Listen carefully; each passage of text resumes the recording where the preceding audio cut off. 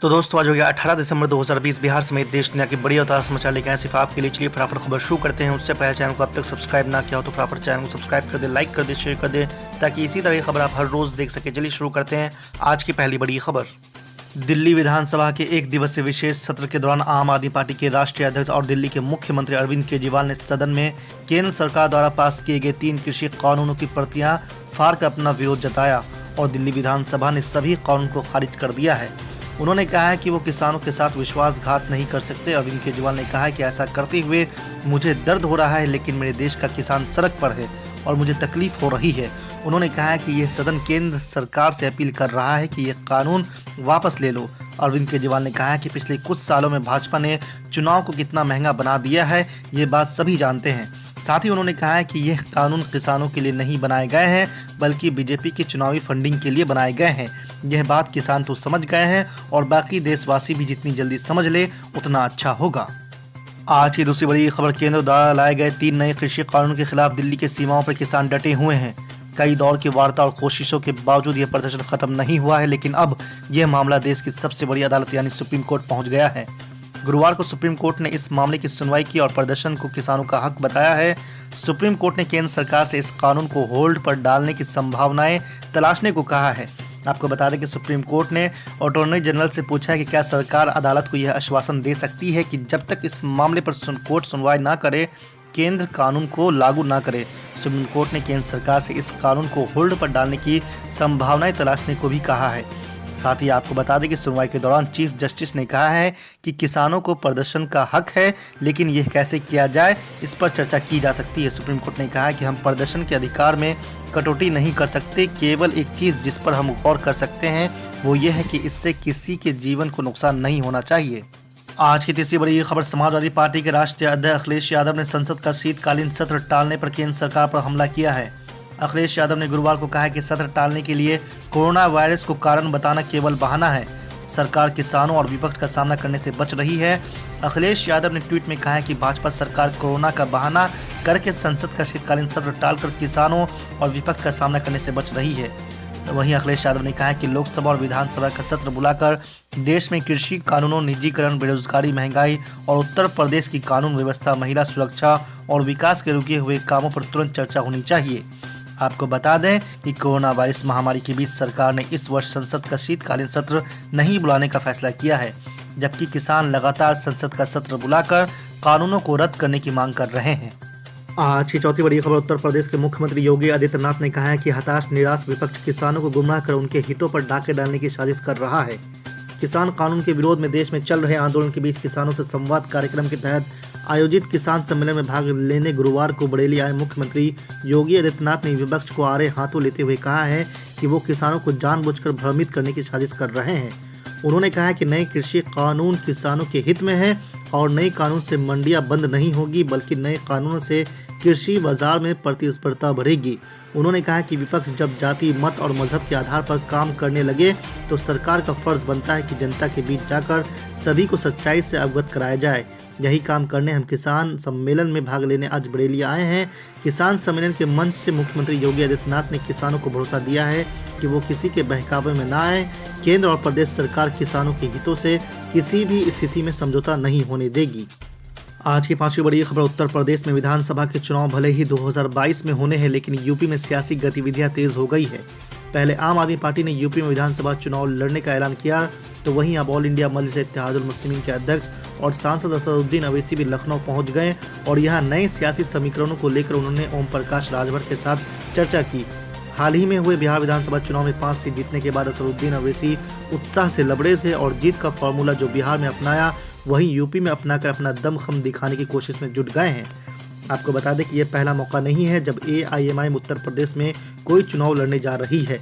इससे पहले 2015 में जब प्रदेश में जिला पंचायत और क्षेत्र पंचायत चुनाव हुए, तब भी AIMIM ने जिला पंचायत और क्षेत्र पंचायत के चुनाव में अपने उम्मीदवार उतारे थे। बलरामपुर, मुजफ्फरनगर, आजमगढ़ में पार्टी के उम्मीदवार जीते भी थे। इसके बाद अगर 2017 की बात करें तो उत्तर प्रदेश में हुए नगर निगम के चुनाव में भी AIMIM ने पूरे दमखम के साथ अपने उम्मीदवार चुनाव में उतारे। तब पार्टी को 78 सीटों में से 29 सीट पर जीत भी मिली थी। मैं तो चाहता हूं कि की जगह भी कोई और आए, एक नई सोच लेकर आए,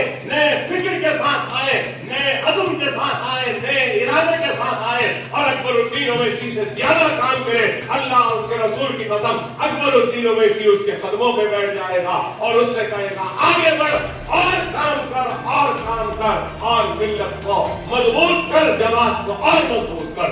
क्योंकि जमात शख्सियत की मोहताज नहीं होती, जमात शख्सियत की मोहताज नहीं। जमात का काम और अल्लाह का काम कोई भी करेगा, अल्लाह का काम किसी के लिए रुकने वाला नहीं। जमात का काम शख्सियत का मोहताज नहीं।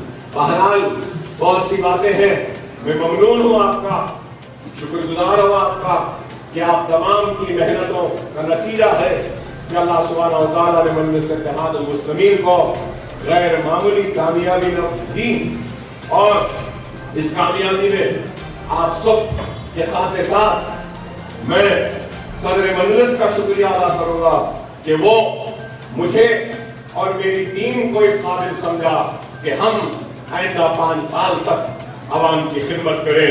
मैं सदर मजलिस को मुबारकबादी देता हूँ, सदर मजलिस को शुक्रिया भी अदा करता हूँ और उसके साथ साथ मैं सारे उलमाए कराम का जिन्होंने मजलिस इत्तेहादुल मुस्लिमीन के हक में वोट देने की अपील की, मैं उनका भी शुक्रिया अदा करता हूँ। मैं सारे मशाइखीन उज़्ज़ाम का भी शुक्रिया अदा करता हूँ जिन्होंने मजलिस इत्तेहादुल मुस्लिमीन की कामयाबी के लिए दुआएं की और अपील किया। मैं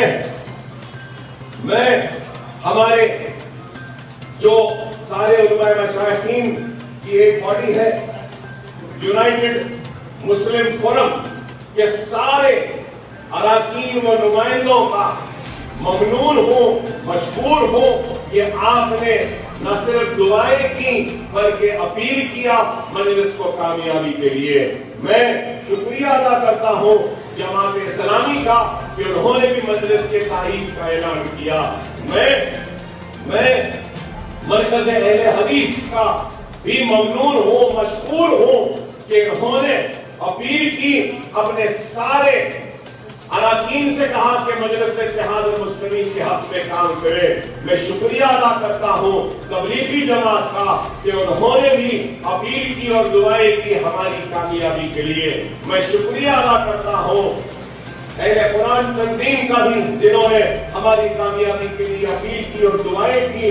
मैं शुक्रिया अदा करता हूँ अहले सुन्नत वल जमात का कि उन्होंने भी अपील की और मजलिस इत्तेहादुल मुस्लिमीन की कामयाबी के लिए दुआएं की।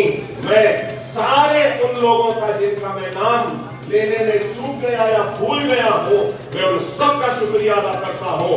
मैं चंद्रा गुट्टे के सारे मसाजिद के अइम्मा व मौज़नीन वो इंतजामिया के कमेटियों का भी शुक्रिया अदा करता हूँ जिन्होंने मजलिस इत्तेहादुल मुस्लिमीन की कामयाबी के लिए अपील की, दुआएं की और अपना वोट का इस्तेमाल किया। मैं सारे हैदराबाद के बुजुर्गों का शुक्रिया अदा करता हूँ, नौजवानों का शुक्रिया अदा करता हूँ, पर्दानशीन माँ और बहनों का शुक्रिया अदा करता हूँ और मेरे सरगर्म कारकुनों का शुक्रिया अदा करता हूँ मजलिस इत्तेहादुल मुस्लिमीन की जानिब से कि आपकी मेहनत, आपकी कोशिश, आपकी दुआएं कि अल्हम्दुलिल्लाह मजलिस इत्तेहादुल मुस्लिमीन को एक गैर मामूली कामयाबी से अल्लाह ने नवाजा और अल्लाह ने हर वक्त अकबरुद्दीन ओवैसी की हलफ से निकलने वाली, जबान से निकलने वाले अल्फाज की लाज रख ली, हर मर्तबा लाज रखी। मुझे याद है कि यूनिक स्कूल के पास जलसा हुआ तो उस जलसे में मैंने अपने खिताब में कहा था कि हम खुद अपने आप में एक तूफान है और तूफानों का रुख बदलना हमको आता है। एक लहर चल रही थी, मैंने कहा कि कोई भी लहर होने दो, मूसा के किनारे उस लहर को टूटना ही पड़ता है, कमजोर होना ही पड़ता है। और अल्लाह ने अकबरुद्दीन ओवैसी की जबान की लाज रखी और तूफान कहीं और आया, लेकिन वो तूफान हमारी खिदमत, हमारे खुलूस, हमारी कारनामे और हमारे काम की चट्टान के आगे दम तोड़ने पे मजबूर हुई और कमजोर होकर लड़ गई, लेकिन हमारे ऊपर कोई असर बर्दाश्त नहीं कर पाई।